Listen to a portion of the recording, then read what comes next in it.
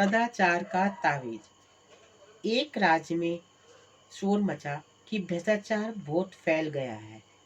राजा ने एक दिन दरबारियों से कहा, प्रजा बहुत हल्ला मचा रही है कि सब जगह भ्रष्टाचार फैला हुआ है। हमें तो आज तक कहीं नहीं दिखा। तुम लोगों को कहीं दिखा हो तो बताओ। दरबारियों ने कहा, जब हुजूर को नहीं दिखा तो हमें कैसे दिख सकता है। राजा ने कहा, नहीं, ऐसा नहीं है।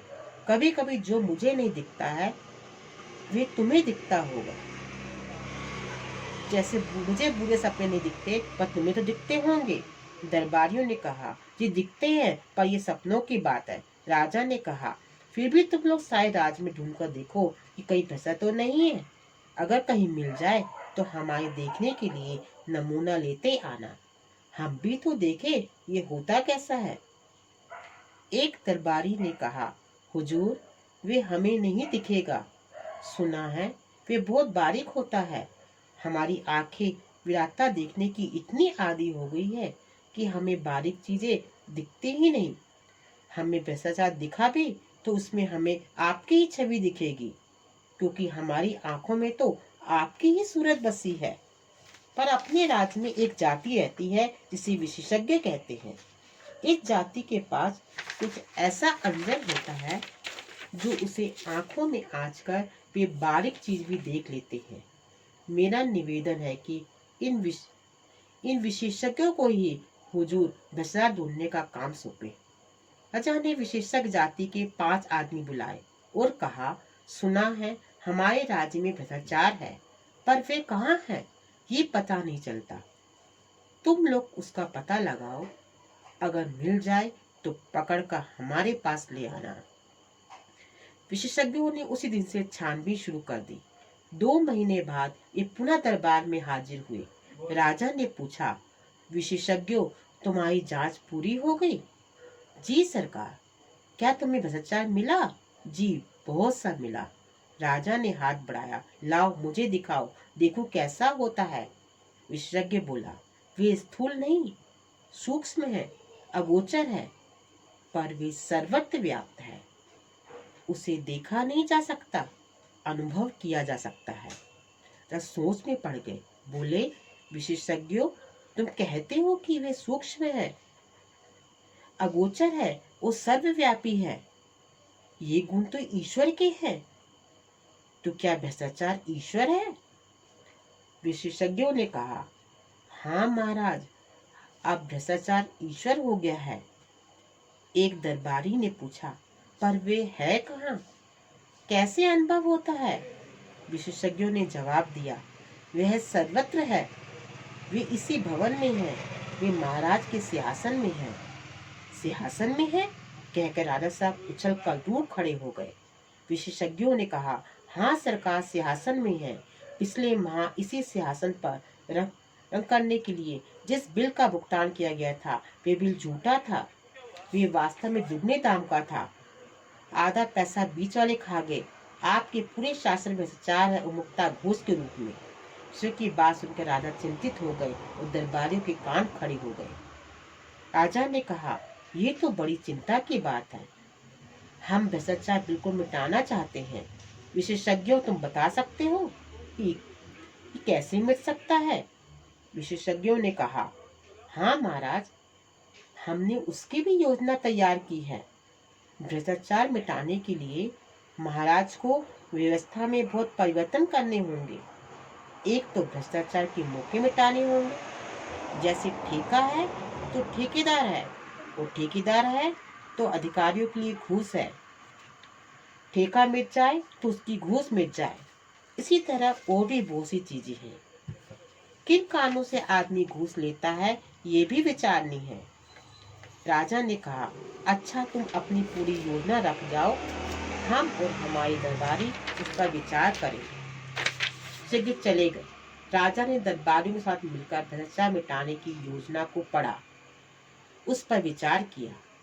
विचार करते दिन बीतने लगे और राजा का स्वास्थ्य बिगड़ने लगा। एक दिन दरबारी ने कहा, महाराज, चिंता के कारण आपका स्वास्थ्य बिगड़ता जा रहा है।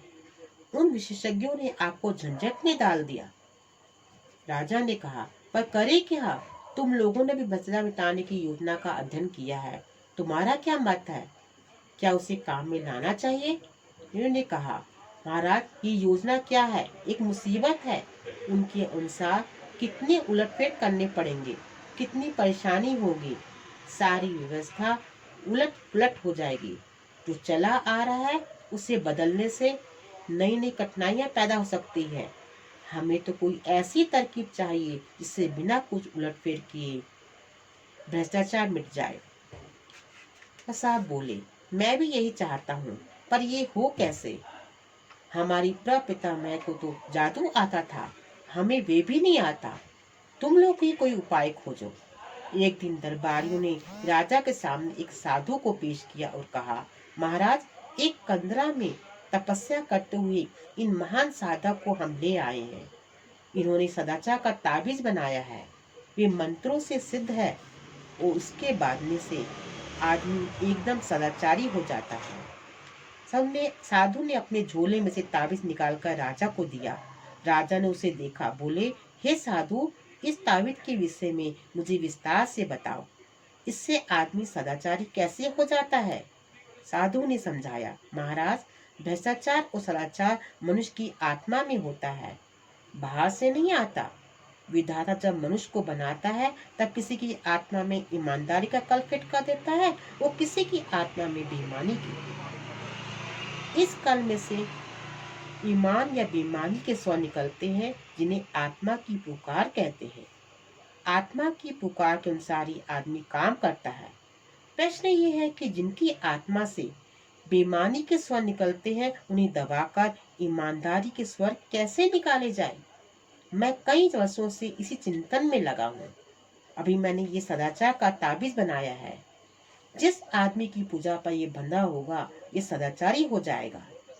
मैंने कुत्ते पर भी प्रयोग किया है। ये ताबीज गले में बांध देने से कुत्ता भी रोटी नहीं चुराता।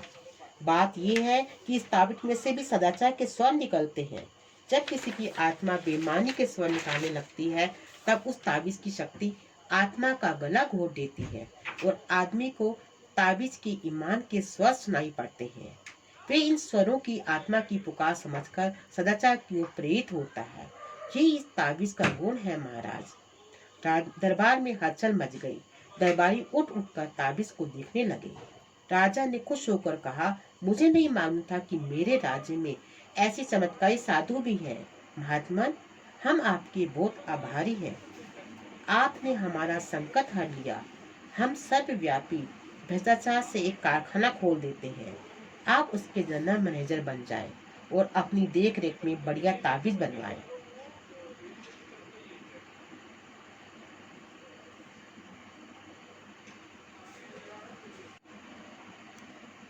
एक मंत्री ने कहा, महाराज, राज्य को इस झंझट में पड़े, मेरा तो निवेदन है कि साधु बाबा को ठेका दे दिया जाए। वे अपनी मंडली से ताबीज बनवाकर राज्य को सप्लाई कर देंगे। राजा को यह सुझाव पसंद आया।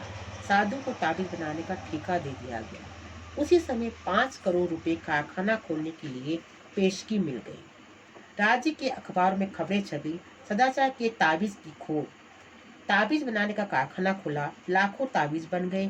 सरकार के हुक्म से हर सरकारी कर्मचारी की भुजा पर एक एक ताबीज बांध दिया गया। भ्रष्टाचार की समस्या का ऐसा सरल हल निकल आने से राजा और दरबारी सब खुश थे। एक दिन राजा की उत्सुकता जागी। उन्होंने सोचा, देखे तो ये ताबीज कैसे काम करता है। वे वेश बदलकर एक कार्यालय गए। उस दिन 2 तारीख थी। एक दिन पहले ही तनख्वाह मिली थी। एक कर्मचारी के पास गए। वो कई काम बताकर उसे 5 रुपए का नोट देने लगे। कर्मचारी ने उन्हें डांटा, भाग जाओ यहाँ से, घूस लेना पाप है। राजा बहुत खुश हुए। ताबीज ने कर्मचारियों को ईमानदार बना दिया है। कुछ देर बाद फिर वेश बदलकर उसी कर्मचारी के पास गए। उस दिन 31 तारीख थी, महीने का आखिरी दिन। राजा ने उसे 5 का नोट दिखाया। उसने लेकर जेब में रख लिया। राजा ने उसका हाथ पकड़ लिया और बोले, मैं तुम्हारा राजा हूँ। क्या तुम आज सदाचार का ताबीज बांध कर नहीं आए? बांधा है सरकार, ये देखिए। उसने आस्तीन चढ़ाकर ताबीज दिखा दिया। राजा असमझ में पड़ गए। फिर ऐसा कैसे हो गया? उन्होंने ताबीज पर कान लगाकर सुना। ताबीज में स्वर निकल रहे थे, अरे आज 31 है, आज तो ले लो।